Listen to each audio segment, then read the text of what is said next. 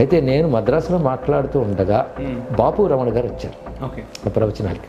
అందులో వాళ్ళ ఆదరణ. ఆ సమయంలోనే నేను పాటలు రాసేవాడు కదా. ఈటీవీలో భాగవతం అని సీరియల్ బాపు గారు చేశారు. దాన్ని నన్ను పాటలు రాయమన్నారు. అప్పుడు వెళ్ళి డిస్కస్ చేస్తున్నప్పుడు భాగవతం సబ్జెక్ట్ కనుక వారు మంచి సహృదయులు, జ్ఞానులు కనుక నేను ఔచిత్యాలు డిస్కస్ చేసేవాడు.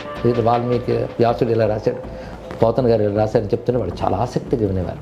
పాట వాళ్ళకి ఇంతే కావాలి, కానీ డిస్కషన్ చాలా బాగా జరిగేది.